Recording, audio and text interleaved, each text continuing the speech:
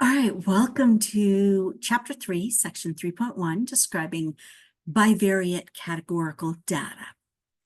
In previous chapters, we focused on one variable at a time, like how much students study or how many hours they sleep. But now we're moving into a new direction. What happens when we compare two categorical variables at once? This is often how we explore relationships in real-world data, like comparing behaviors across different groups.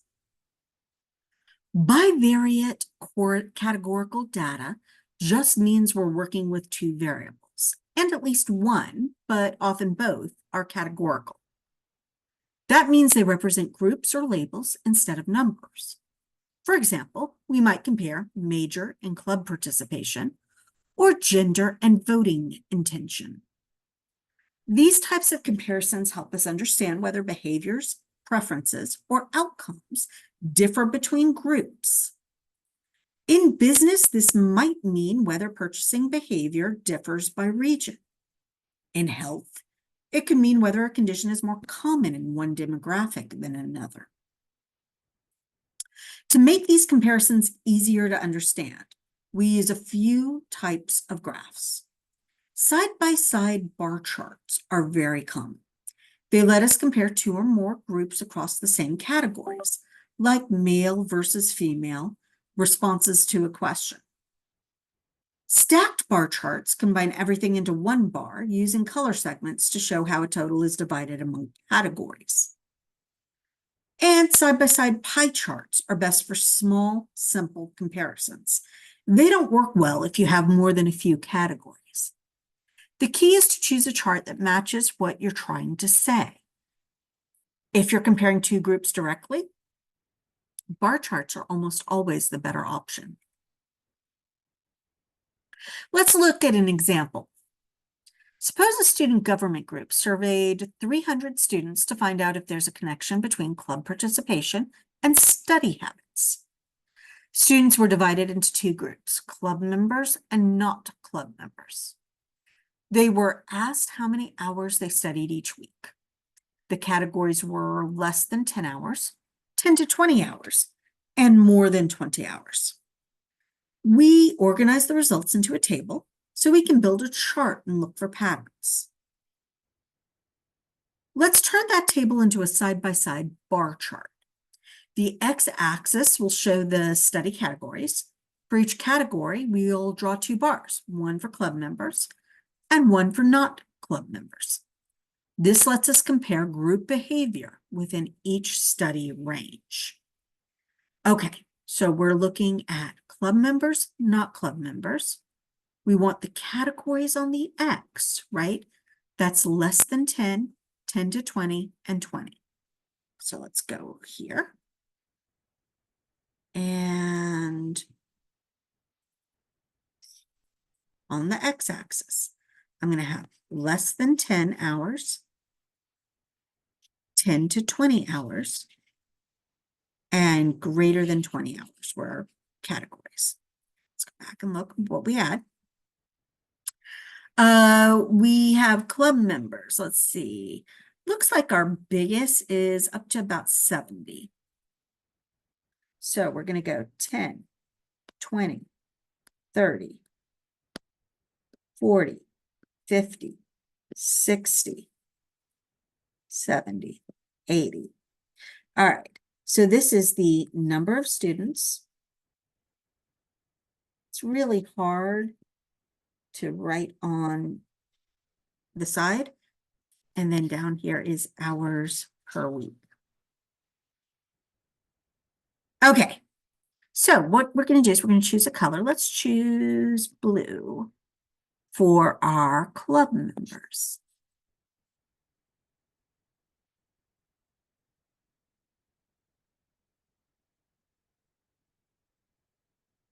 All right, let's see what they are in each category. 30, 50, 70. 30, 50, and 70.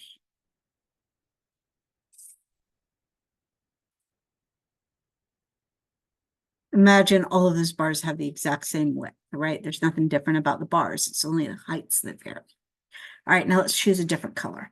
Let's choose golden for non-club members.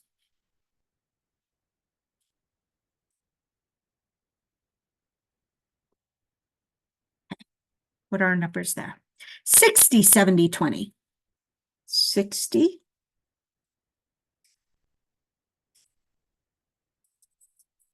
70,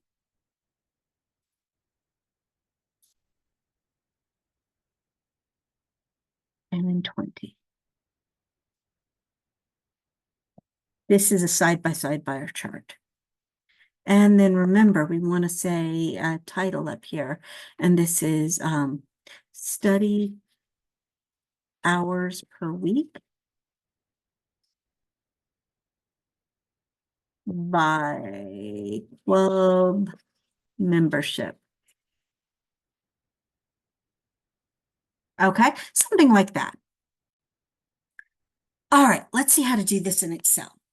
Okay, we have our nice little chart there. Now let's keep those for right now. Okay, so we already have the categories in here. So what we want to do is create that same side-by-side bar chart. Notice that that first column is the study time categories. Second is how many club members fall into each category. And then the third column is how many non-club members fall into those categories. So we're comparing those two groups across 3 levels of the study time. Okay, so the first thing that we're going to do is we're going to highlight all of our data, including the headers. So we get that highlighted. And we're going to insert. And we're going to go over to our charts. And we're going to do a nice little bar chart. That looks like what we drew, basically. Notice that our legend is down here. We can also, again, add our axis titles. So we're going to put number of students here. We're going to put, oh, get in there. Having a little trouble controlling my mouse there. All right.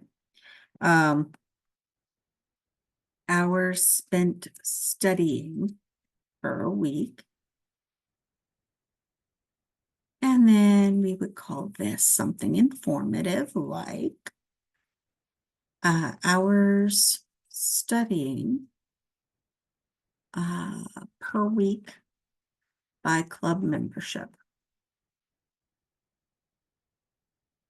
Or something like that, right? That gives us a basic idea in here. Again, we can change all the features of the graph, right? We can, I showed you before how to change the color. You could also change the fill, not just by the color, but also by the gradient or the texture, right? So all of those are options to make it look a little bit different.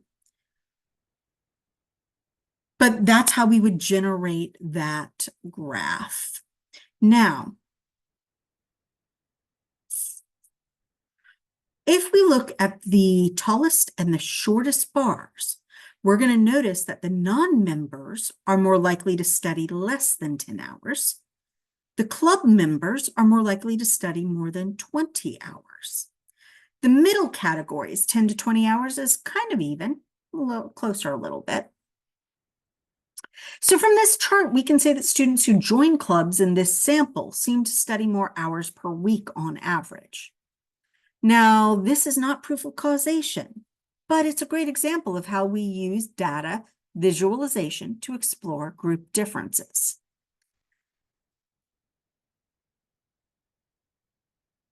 Let's go back to our slides.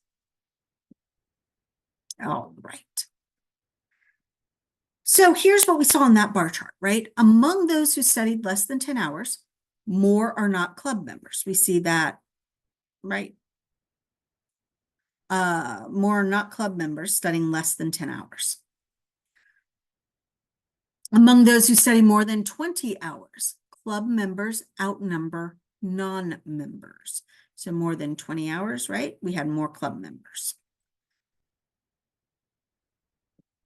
So this is observational data. We cannot say that club participation causes more studying, but it does raise some questions, right?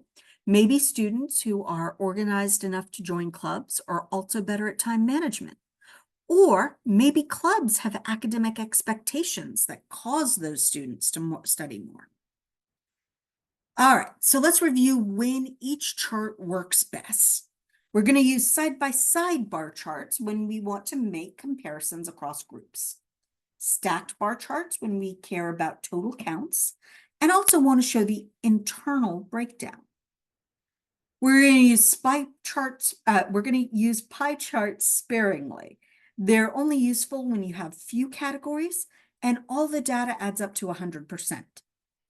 Pie charts can get confusing fast if the slices are too small or too close in size.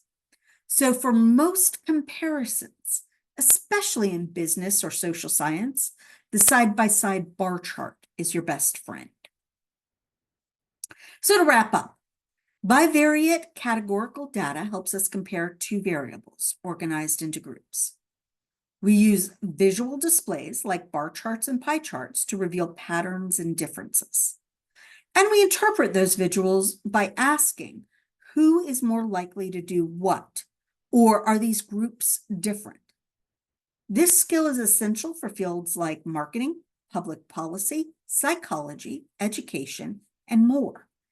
Anywhere we want to understand group differences and make data-informed decisions.